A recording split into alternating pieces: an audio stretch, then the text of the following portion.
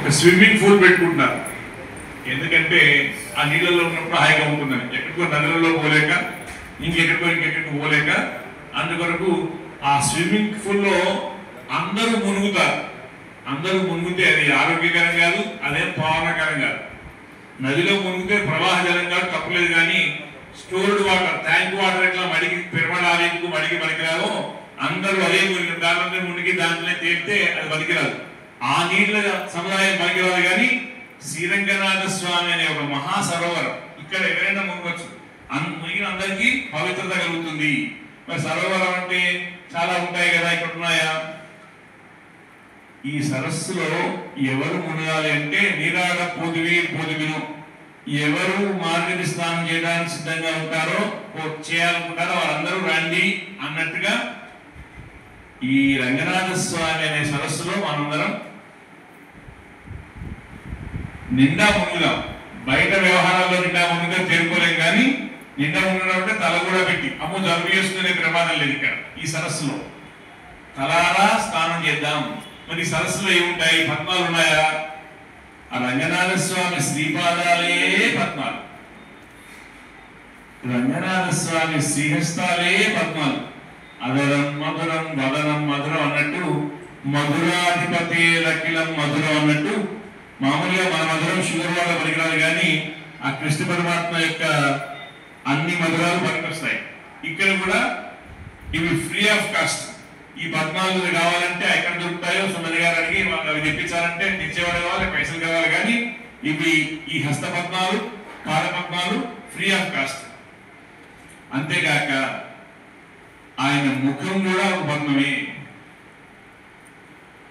ఆయన నయనాలు పద్మమే. అంతేకాక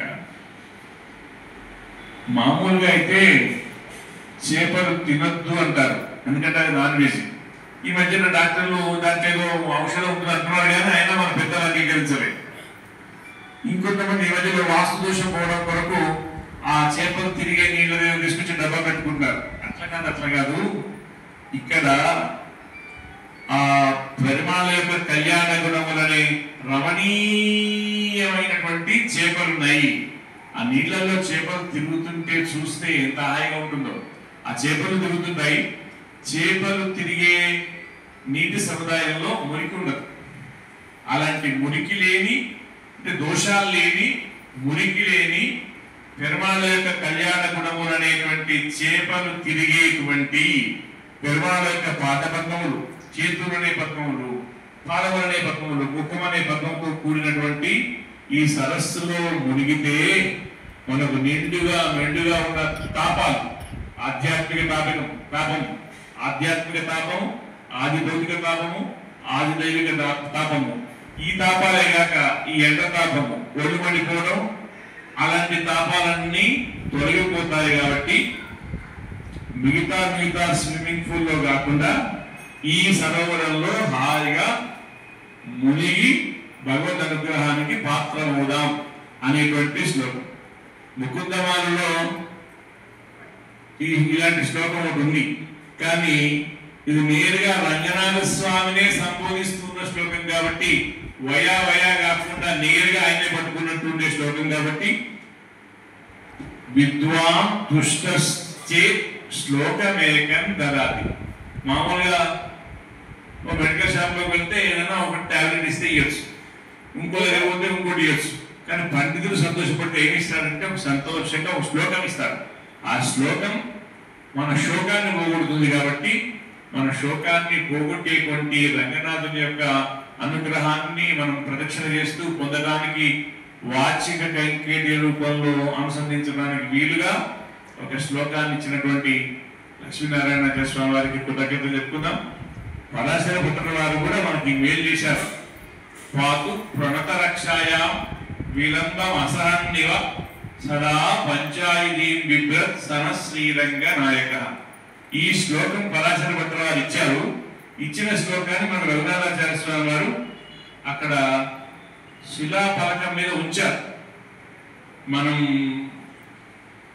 చాలా మంది చూడలేదేమో, చూసినా రాసుకోలేదేమో, రాసుకున్నా కంఠస్థం చేయలేదేమో. ఇవాళ మనం సాపాటు లోపే, సాపాటు అయితే మళ్ళీ వెళ్ళి తొందర ఉంటుంది బస్సు గురించి. 2 నిమిషాలు ఆలస్యం చేసుకునేనా ఆ శ్లోకాన్ని రాసుకుందాం. రఘురామాచార్య శ్లోకాలు ఎందుకు అక్కడ పెట్టారంటే అది చదువుకుంటూ ప్రదక్షిణ చేస్తామని. వారు చెప్పిన మాట ఇల్లేదు కాబట్టి, ఇన్ని రోజులు ఆ శ్లోకం నేర్చుకోలేదు కాబట్టి దానికి పనిష్మెంట్ గా 1+1 అది రాసుకొని చదువుకోవాలి, కంఠస్థం చేసుకోవాలి, ఇది కంఠస్థం చేసుకోవాలి. కాబట్టి ఈ 2 శ్లోకాలు రేపటి నుంచి మనం రఘునాథాచార్య వారి శత జయంతి స్పెషల్ గా ప్రదక్షిణం చేసుకుంటూ ఈ 2 శ్లోకాలు అనుసంధానం చేద్దాం. ఈ శ్లోకాన్ని మనకు రాసిచ్చారు, తాత్పర్యాన్ని కూడా రాసిచ్చారు. మీరు చెప్పండి అంటే కాదు మీరే చెప్పండి అని ఇక్కడ ఏదో గుర్తు గట్టిగా ఉందని చెప్పారేమో. కానీ మా ఊళ్ళో నేను చెప్తుంటే మీరు కష్టాన్ని అవుతుంది, మీరు గట్టిగా మాట్లాడతా చాలా మంది తిట్టుకుంటారు. నేను మొన్న కోరుకోడులో బాధ చెప్పాను. ఈ పండితులందరికీ ఉవే వేదాంత ఉవే ప్రాణం రాస్తారు. అంటే ఈ అప్పుడు ఎవరు ఉండారంటే స్టేజ్ మీద సింగరాచార్య గారు ఉన్నారు, స్థానాచార్య గారు ఉన్నారు, ఇంకో వంగ వెంకటాచార్య గారు ఉన్నారు. వీళ్ళందరికీ రాశారు, నాకు కూడా రాస్తున్నారండి. వీళ్ళందరూ ఉభయ వేదాంత ప్రవర్తకాచార్యులు. మరి నాకు రాశారు కదా, నేనేంటి అంటే ఉభయ వేదాంత ప్రచారకాచార్యులు అని నాకు సరిపోతుంది అని నేను అన్నాను. వారు అన్నారు, మా పండితులందరికీ పేరు రావాలంటే నీలాంటి వాడు ప్రచారం చేయాలి కదా, ఉదయం ఒక మాట అన్నారు. అదే ఉదయం నాకు గుర్తు చేశారు. సాయంత్రం కూడా సాతులు వారి ఉపన్యాసం, నా ఉపన్యాసం, భద్రాచలం మురళీకృష్ణ గారి ఉపన్యాసం అయింది. ఆ భద్ర వారు మా అందరి ఫోటోలు తీస్తున్నారు. వీళ్ళందరూ మండలండి, బాగా ప్రకాశించేవాడు, వీళ్ళ పక్కన ఉంటాను కాబట్టి నాకు కూడా కొంచెం అంటుతుంది, నేను దారం లాంటి వాడిని అన్న పొరపాటున. అయ్యో మండలు హారంగా నిలబడాలంటే దారమే ఉండాలి, దారమే ముఖ్యమైన సాయంత్రం మళ్ళీ తిప్పారు. అంటే పండితులు ఏదైనా మండగలుగుతారు కాబట్టి అలా నేను కూడా పెరుమాళ సన్నిధిలో ఒకసారి అనుసంధానం చేయడానికి వీలుగా, నేను కూడా ఈ శ్లోకం కంఠస్థం చేసుకోవడానికి వీలుగా నాకు ఒక అవకాశం ఇస్తూ ఒక పుణ్యాన్ని నాకు కలిగేలాగా చేశారు. వారి శ్రీపాదాల్లో సాష్టాంగ ప్రణామాలు సమర్పిస్తూ